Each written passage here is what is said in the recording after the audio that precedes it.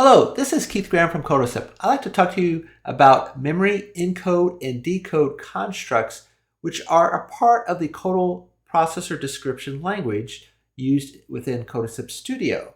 Now, when would I use encoding? Well, encoding is a construct that places data to be stored into the proper location onto the memory bus.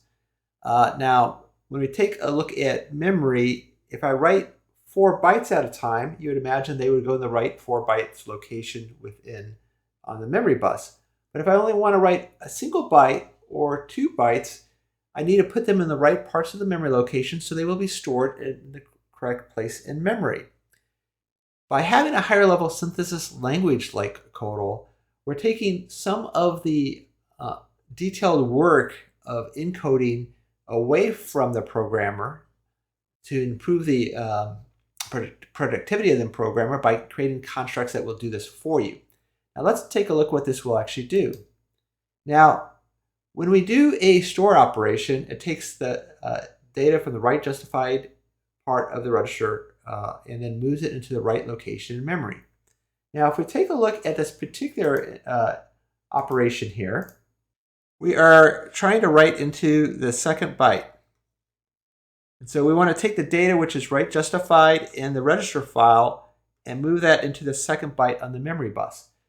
If we didn't have a construct that enabled us to do that, we would actually have to write quite a bit of code to handle all the different cases for the different byte locations and half words. But we have a construct called encode, which you will learn throughout the course on how to use. Now, when would I actually use that? Well, encoding, I want to put the data on the memory bus at the right place at the right time. Now, when I'm doing a store operation, I'm going to present onto the memory bus the address to store to and the data at the same time. So the encode operation is going to have to occur at the time that I place the data onto the memory bus. In our implementation of a 5-stage pipeline, we are going to be doing that in the execute stage. So in the execute stage, you will put the data request to do a store onto the memory bus, and you'll have to do the encode operation in that stage as well. Now, the reverse operation is the decode. I'm getting data off the memory bus. I need to write justify that into the register file. So if I'm looking for a byte,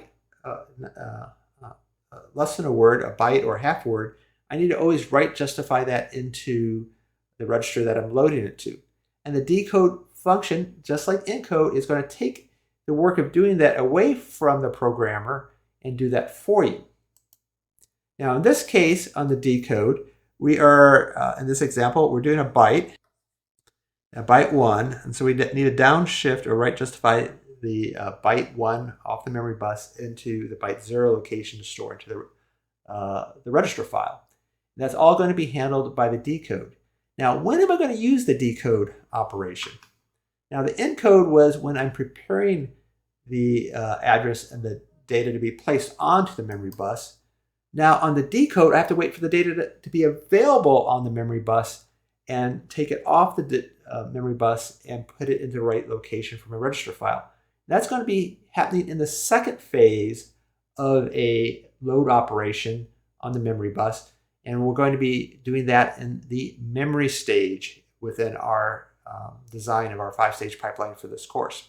So hopefully this brief introduction of the encode and decode function will help you understand what it's doing and actually when you will be implementing that in your processor project. If you like this video, please subscribe to this channel so you'll be notified when additional videos are published. Have a great day.